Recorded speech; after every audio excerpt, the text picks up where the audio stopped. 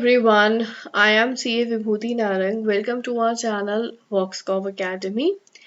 आज की वीडियो में हम जो कवर करेंगे वो एक जीएसटी का बहुत ही इम्पोर्टेंट टॉपिक है which is known as RCM, full form reverse charge mechanism. Reverse charge mechanism एक मैकेनिज्म है जिसमें जीएसटी जो है सेलर पे ना करके बायर पे करता है। मतलब कि अभी तक जो आप एक चार्ज पढ़ते आ रहे हो उसमें होता क्या है कि जो सेलर ऑफ गुड्स या सप्लायर ऑफ सर्विस होता है वो पर्सन जीएसटी पे करता है आउटपुट के रूप में। रिवर्स चार्ज के अंदर टोटली ऑपोजिट होता है। जो पर्सन बायर होता है वो पर्सन लायबल रहता है जीएसटी पे करने के लिए। ये कुछ स्पेसिफाइड गुड्स या स्पेसिफाइड सर्विसेज के केस में होता है जो नोटिफाइड होती हैं गवर्नमेंट के थ्रू, या फिर अगर हम कुछ परचेज करते हैं अनरजिस्टर्ड पर्सन से। इन सब चीज़ों की डिटेल के बारे में हम आज की वीडियो में सीखेंगे। ये टॉपिक क्योंकि थोड़ा बड़ा है तो एक ही वीडियो में कवर नहीं किया है। कुछ पार्ट फर्स्ट इस वीडियो में आएगा और कुछ पार्ट इसके इमीडिएटली नेक्स्ट वीडियो में आएगा। सो फर्स्ट ऑफ ऑल हमें ये समझना है कि जीएसटी के अंदर कितने टाइप्स ऑफ चार्जेस होते हैं। चार्ज मतलब एक है फॉरवर्ड चार्ज और एक है रिवर्स चार्ज। फॉरवर्ड चार्ज वो चार्ज होता है जैसे आप इस पिक्चर में भी देख सकते हो। ये जो पर्सन है he is the seller, right. इसने गुड्स सेल करे हैं और ये पर्सन है बायर। तो जब सेलर आउटपुट पे कर रहा है अपनी जीएसटी के ऊपर, अपनी सेल या सप्लाई के ऊपर, तो वो कहलाता है फॉरवर्ड चार्ज। और अगर बायर को जीएसटी पे करना पड़ जाए तो वो कहलाता है रिवर्स चार्ज मैकेनिज्म, राइट। अब इस केस में फॉरवर्ड चार्ज क्या होता है? फॉरवर्ड चार्ज वो चार्ज होता है जब आउटपुट जीएसटी जो है वो सेलर पे कर रहा है। फॉर एग्जाम्पल इस केस में एक बिल आया 10,000 रुपीज जिसमें 18% जीएसटी है, 11,800 टोटल बिल अमाउंट है। अब बायर जो है, बायर तो पूरा 11,800 पे कर देगा टू द सेलर। सेलर पे करेगा 1,800 रुपये GST to the government through चालान और रिटर्न, वो अपनी पेमेंट कर देगा। ये एक नॉर्मल मैकेनिज्म है जो अभी तक हम लोग सीखते आए हैं।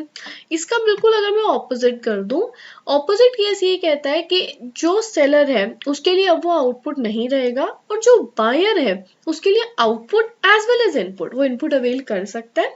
तो output as well as input जो है वो बायर के ऊपर लायबल हो जाएगा। इस केस में जो बायर है अब वो 10,000 रुपीज किसको पे करेगा? सेलर को। और 1800 उसकी जिम्मेवारी हो जाएगी गवर्नमेंट को पे करना थ्रू चालान और रिटर्न में भी बताना कि मैंने 1800 अंडर आरसीएम पे किए on the behalf of seller. तो seller is not liable to pay GST. ये है दो टाइप्स के चार्जेस। अब क्या जीएसटी रजिस्ट्रेशन मैंडेटरी है? तो इसमें आपको कोई भी थ्रेशोल्ड लिमिट नहीं देखनी। एज एंड व्हेन, जैसे ही जो सप्लायर, जो बायर है वो लायबल हो जाता है रिवर्स चार्ज के अंदर पेमेंट करने के लिए, without any threshold limit compulsory है आपको जीएसटी नंबर या जीएसटी रजिस्ट्रेशन को ऑब्टेन करना। रिवर्स चार्ज आइडली दो टाइप्स के होते हैं। फर्स्ट रिवर्स चार्ज वो है जो notified list of goods as well as list of services है। इसको हम लिस्ट रिवर्स चार्ज भी कहते हैं और इसमें वो मैंडेटरी लिस्ट गुड्स की और सर्विसेज की बताई गई है जिसके ऊपर आपको आरसीएम पे करना है। सेकेंड ऑप्शन ये है कि जब भी कोई बायर परचेज कर रहा है फ्रॉम एन अनरजिस्टर्ड पर्सन, मतलब सामने वाला पर्सन जीएसटी में रजिस्टर्ड ही नहीं है, तो उस केस में रिवर्स चार्ज जो है वो बायर को पे करना पड़ता है। अब ये क्या केस हो गया? ये दो अलग अलग सिचुएशंस हैं। जो फर्स्ट सिचुएशन है ना, ये मेरी इमीडिएटली नेक्स्ट वाली वीडियो में आएगा। इस वाली वीडियो में मैं सिर्फ अनरजिस्टर्ड पर्सन के ऊपर किस तरीके से टैक्सेशन होगा उसके ऊपर डिस्कशन करने वाली हूँ। नेक्स्ट वाली वीडियो का लिंक आने के बाद इस वीडियो की डिस्क्रिप्शन में भी देख लूंगी, अदरवाइज आप नेक्स्ट वीडियो भी इसकी देख सकते हो। अगर मैं बात करूं इनवॉइस की, तो अगर जो सप्लायर है, सप्लाई करने वाला है, वो लिस्ट रिवर्स चार्ज में कवर है तो वो अपनी टैक्स इनवॉइस तो इशू करेगा और जो बायर है इन रिटर्न पेमेंट वाउचर देगा। बट अगर सप्लायर ही अनरजिस्टर्ड निकला तो tax invoice as well as payment voucher buyer की रिस्पॉन्सिबिलिटी है सप्लायर को इशू करना। अब अगर बात करते हैं अनरजिस्टर्ड पर्सन के रिवर्स चार्ज की, तो हमें पता है कि 1 ऑफ जुलाई 2017 से जीएसटी एप्लीकेबल हुआ था इंडिया में, तब से लेके 12 अक्टूबर, तो 3 से 4 महीने के लिए ये बोला गया था कि रिवर्स चार्ज अनरजिस्टर्ड से अगर हम कुछ परचेज करते हैं तो वो एप्लीकेबल है। बट उसमें ये कहा गया कि अगर आपकी परचेज लोकल है तो वहां पे 5000 पर डे की लिमिट थी। अगर आप 5000 तक लोकल अनरजिस्टर्ड पर्सन से बाय कर रहे हो तो आरसीएम एप्लीकेबल नहीं था। सो परचेज फ्रॉम अनरजिस्टर्ड सेलर, कोई भी गुड्स या सर्विसेज आरसीएम इन 3 से 4 महीने के लिए एप्लीकेबल था। फिर 13 अक्टूबर 2017 से 1 फरवरी 2019 तक बोला गया कि आरसीएम एग्जेम्प्ट है। एग्जेम्प्ट इन द सेंस, आप अगर अनरजिस्टर्ड सेलर से कुछ बाय कर रहे हो तो आपको रिवर्स चार्ज पे नहीं करना है बायर को, तो आपको एक रियायत मिली। 1 फरवरी 2019 से बोला गया कि अनरजिस्टर्ड सेलर से आप कुछ खरीद लो, बट वो अगर नोटिफाइड क्लास ऑफ पर्सन है, मतलब जो बायर है वो जो गवर्नमेंट ने नोटिफाई करे हैं वो क्लास ऑफ पर्सन है, और वो वाली नोटिफाइड गुड सर्विसेज परचेज कर रहे हैं सेलर से, तो आपके ऊपर आरसीएम जो है वो एप्लीकेबल हो जाएगा। अब ये notified good services to notified registered person कौन है?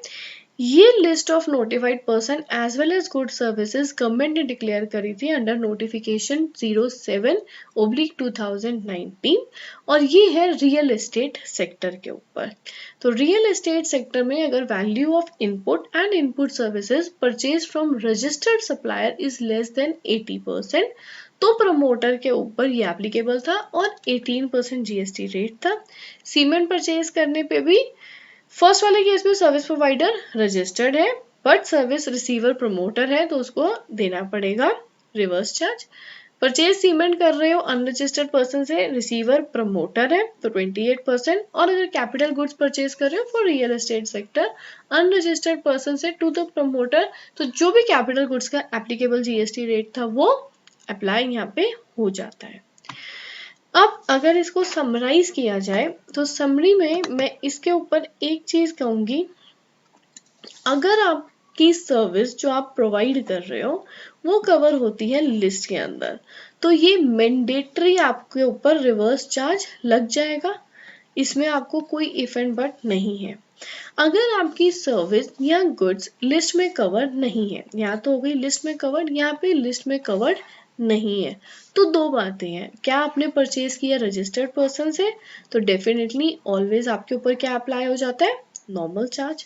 अगर आपने परचेज की है अनरजिस्टर्ड पर्सन से तो आपके ऊपर तीन बातें हैं, या तो आपकी परचेज है 5000 तक तो कोई भी केस हो जाए वो हमेशा एग्जेम्प्ट है, 5000 से ज्यादा है 12 अक्टूबर 2017 तक था तो आरसीएम था, 12 अक्टूबर से 1 फरवरी 19 तक टैक्स नहीं लगा, 1 फरवरी के बाद बट नोटिफाइड गुड्स या सर्विसेज, तो अगर रियल एस्टेट सेक्टर की सर्विस है जो अभी 3 मैंने डिस्कस करी और प्रमोटर के ऊपर, इसके अलावा अगर आपने अनरजिस्टर्ड बायर से कुछ परचेज किया है तो भी आरसीएम एप्लीकेबल अभी नहीं है। सेंट्रल से अगर आपने कोई भी अमाउंट की परचेज करी है तो पहले मतलब 12 अक्टूबर तक आरसीएम था, फिर नहीं था, और अभी भी इन केसेस के अलावा नहीं है। So this is the summary जो आप रख सकते हो माइंड में। क्या इनपुट मिलेगा अंडर आरसीएम? तो डेफिनेटली इनपुट आपको मिल जाएगा, बट उसमें यह है कि आपको जीएसटी पे करना है। तो फर्स्ट आपकी आउटपुट लाइबिलिटी जो है वो सेट ऑफ होनी चाहिए, उसी महीने आप इनपुट इसका क्लेम कर सकते हो।